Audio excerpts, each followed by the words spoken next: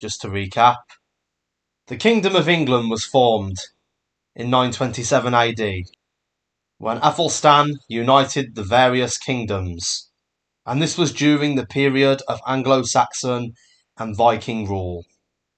Scotland had been around even longer, since 843 AD, when King Kenneth MacAlpin, with his lengthy name, united the Gaelic and Pictish realms to form Alba. The Welsh had their own kingdoms, as did the Irish across the sea. England was now Christian, and in 1066, Harold Godwinson was the King of England.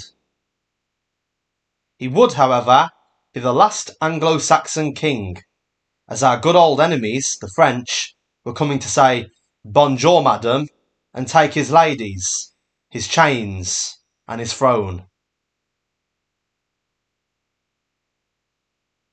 Unfortunately, he could not put up a fight of his own and took his shining, so he got everything jacked.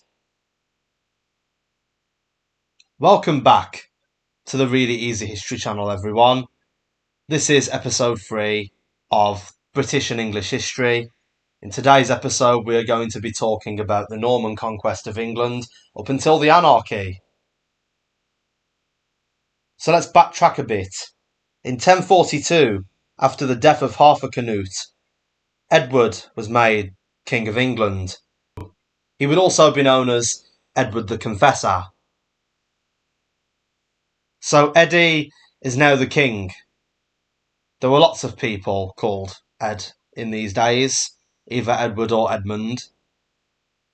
But there were other claimants to the English throne that opposed Edward the Confessor. As in history, every person in England wanted the English throne, while the person sat on the English throne deep down just wanted the French throne. Life, ain't it?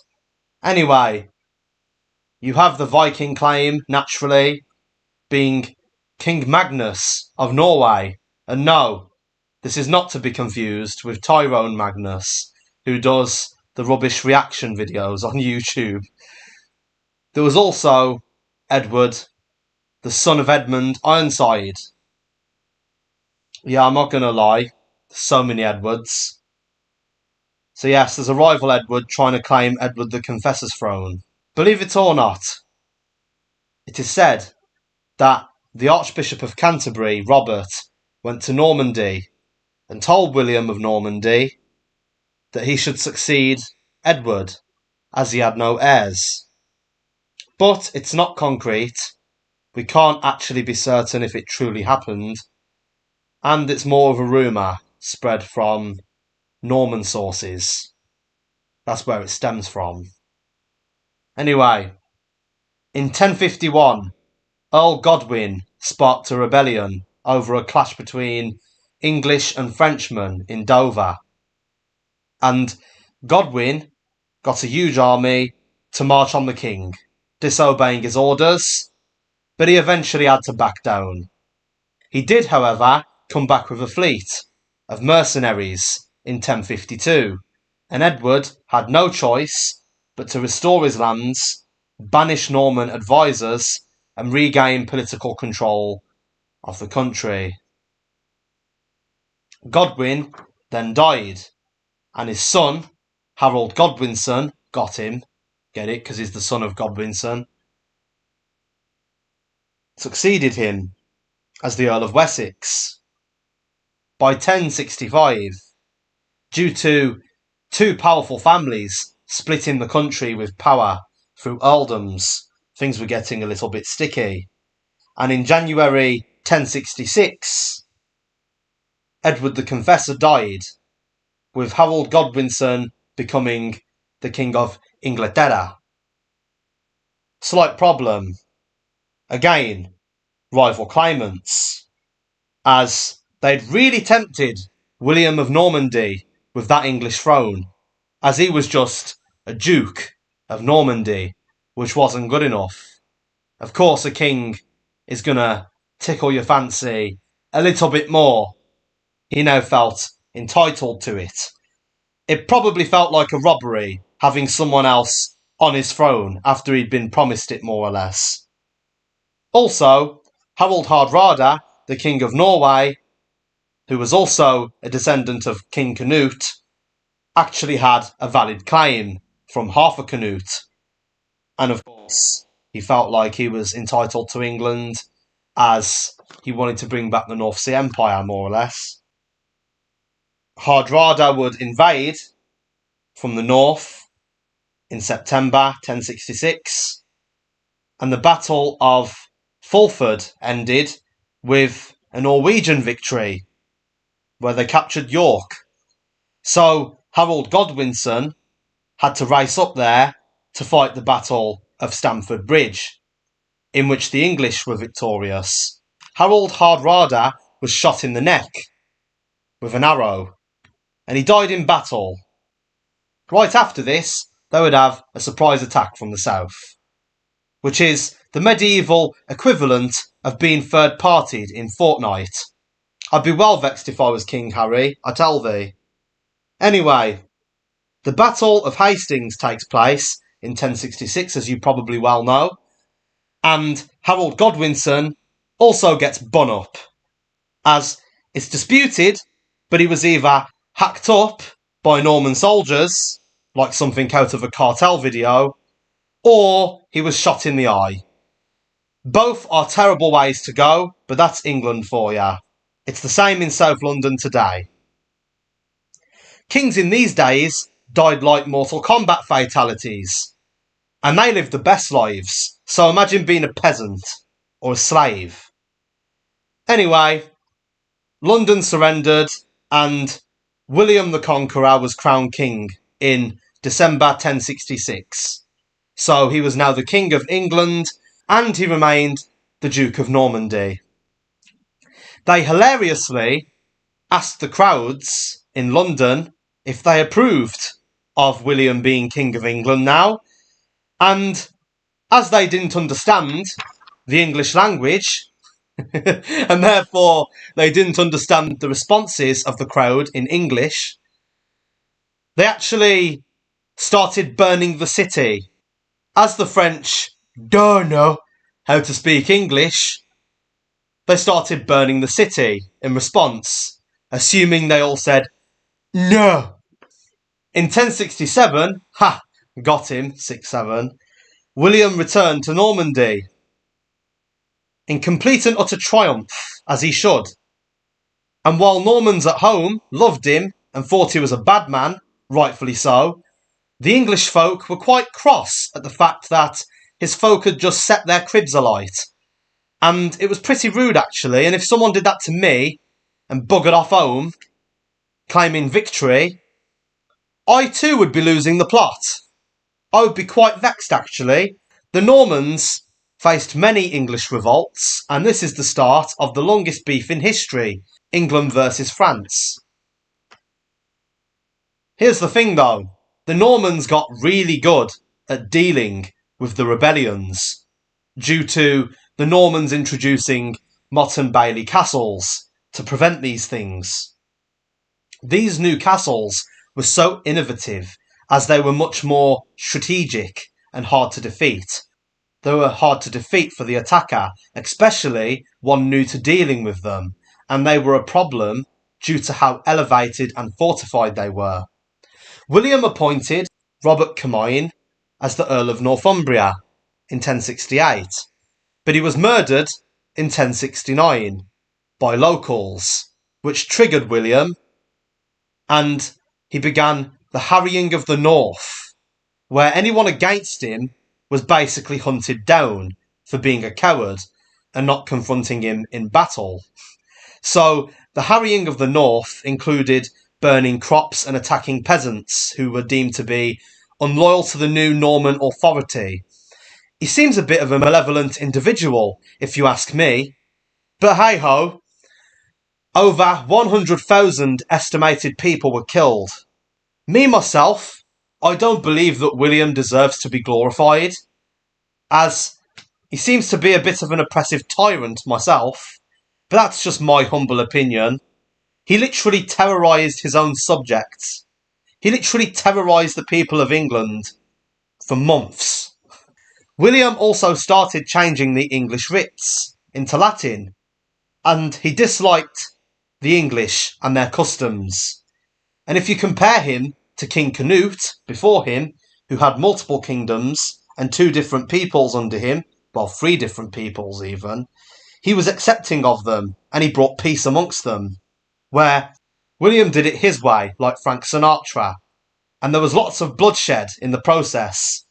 He also sacked off the ruling class, stripping them of their title like Prince Andrew. But not because they were nonces, but so that his mates could take their place instead.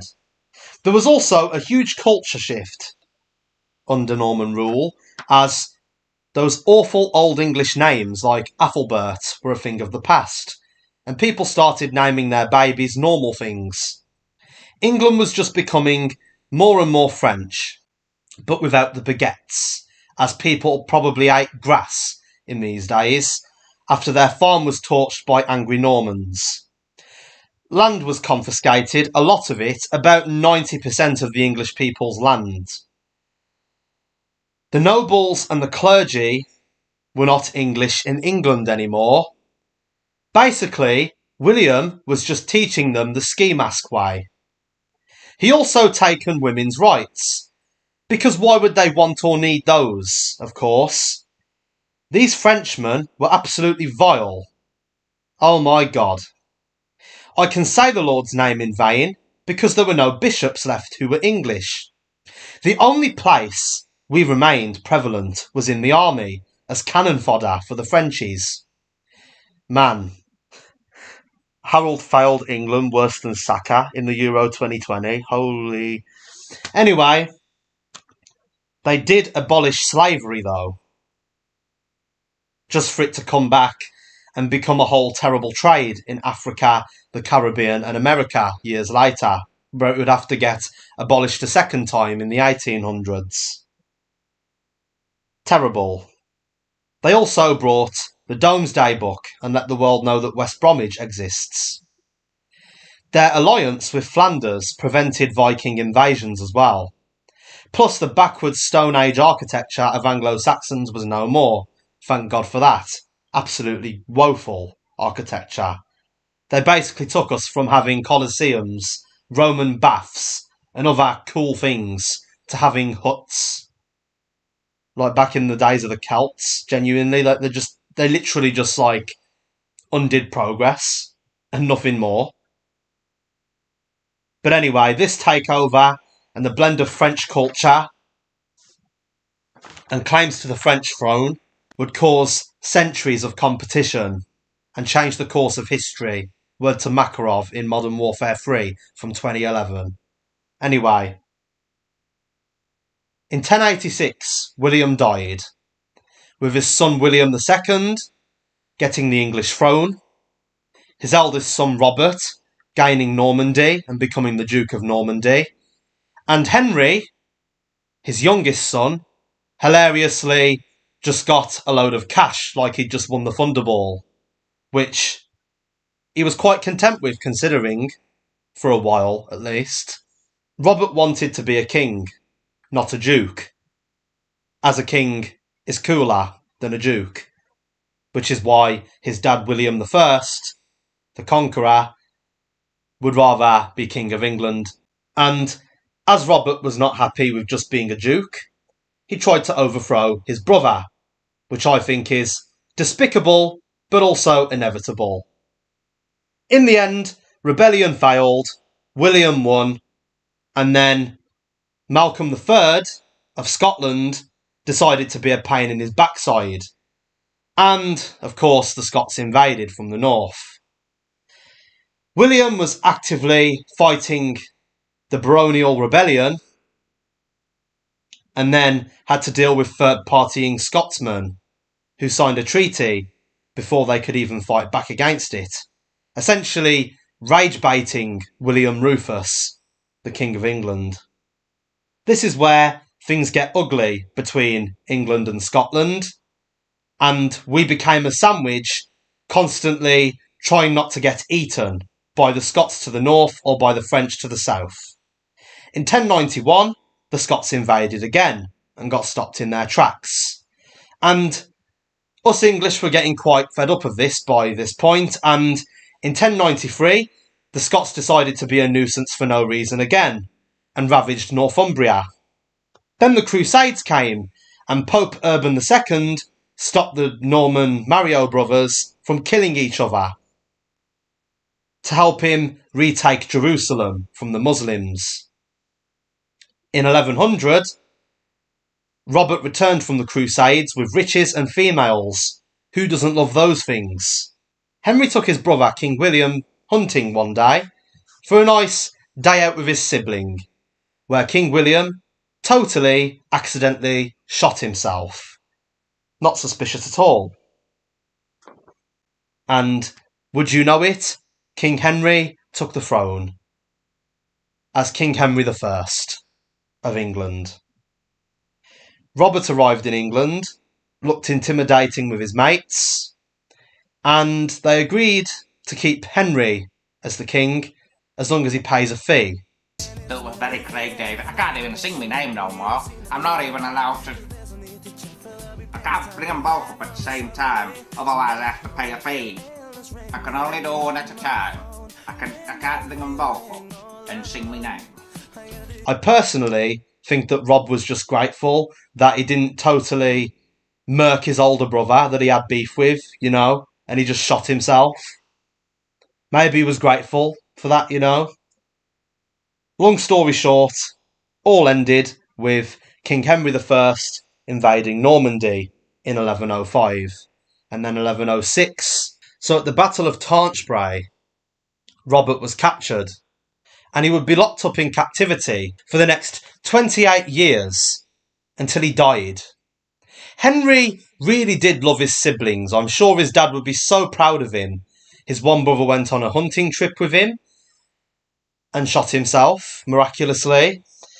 And then his other brother was locked up like an animal. What an amazing brother. I couldn't ever ask for a better sibling. Anyway, like his dad, he was now the King of England and the Duke of Normandy. However, as Biggie Smalls once said, or as Diddy once said, mo money, mo problems. As in 1118, the Count of Flanders helped William, which was actually Robert's son. Yes, another William. There was lots of Edwards and lots of Williams. I know it's confusing, but this William is a prince or just a successor to the Duke of Normandy, his older brother Robert. So this is Robert's son, William. He was trying to attack Henry now. And the Count of Flanders helped William attack Normandy to become the Duke, like his dad before him, which started off well, but ultimately failed. In 1119, King Louis VI of France invaded Normandy, but the French were defeated at the Battle of Bremule. Henry was the money man, with good finances. His son died, also called William, who drowned on a ship. So Henry only had a daughter alive now, which, women weren't exactly seen as fit to rule. I know that's wrong, but that's just how it was, okay? Don't shoot the messenger. And his daughter was Empress Matilda, who married the Holy Roman Emperor, Henry V. Not to be confused with the old Roman Empire, which had fallen by this point, that once conquered Britain. No. The Holy Roman Empire is essentially a conglomerate of tiny duchies and kingdoms in Germany. It's basically old school Germany. It's an alliance of many, many fractured groups within Germany, and they all spoke German, more or less. However, the Pope was basically...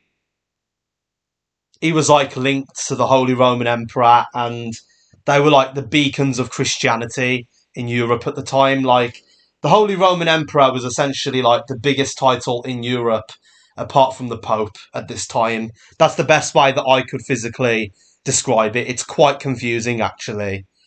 Germany was not united for centuries after this point. But essentially, the Holy Roman Emperor Henry V died in 1125, So she was no longer the Empress, and Matilda had to marry Geoffrey Plantagenet. You might recognise that last name, as it would be the basis of the House of Plantagenet in a few years' time, leading up to the War of the Roses. Geoffrey Plantagenet was the Count of Anjou in the end, but she married him in 1128. Henry ended up having beef with them before he died in 1135, and because of this, he ended up appointing his nephew Stephen to become King Stephen of England. Steve was popular at first, but in 1138, Robert of Gloucester revolted against him, and Geoff invaded Normandy. Fun fact, Geoffrey Plantagenet's dad was actually the King of Jerusalem, showing how messy the Levant region's history truly is, and why I'm not making videos on it, at least not with the current state of the world. It's a very sensitive topic, and I'm not touching that with a 10-foot barge pole because no, just no. But anyway, back to the topic, word to Digger D on toxic. At the same time all of this madness was going on, King David I of Scotland invades England, and the anarchy begins. It went on from 1135 to 1153, and it was a civil war where England fell apart, like the Anglo-Saxon days. However, it was nothing new to England at this point. England was always chaotic in this point in time, you know. In the medieval times, England was barely ever peaceful. At the Battle of Lincoln in 1141, Steve was captured. Matilda angered the Londoners and got chased out of London with pitchforks. Earl Robert was captured. Matilda swapped Robert for Stephen, as she basically did a prisoner transfer. The Civil War raged on. Geoff conquered Normandy in 1144. Earl Robert died in 1147, so Matilda left in 1148 and gave up, essentially. So in 1150, Geoff Plantagenet met Henry, which was Matilda's son. And when Geoff died in 1151, Henry became Court of Anjou,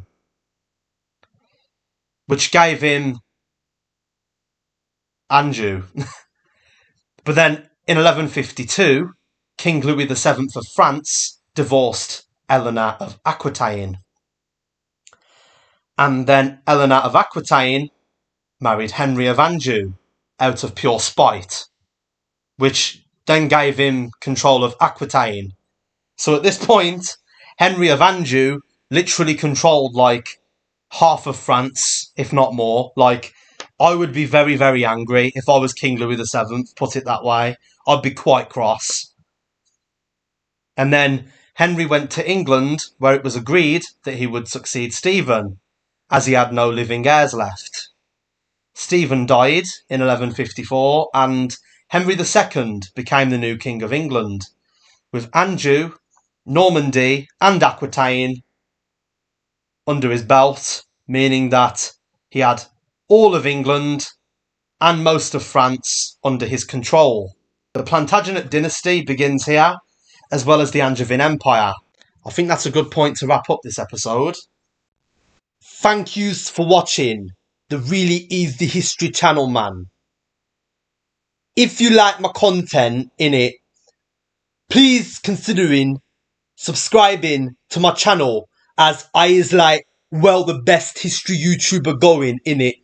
And like the video if you enjoyed, man. Big up.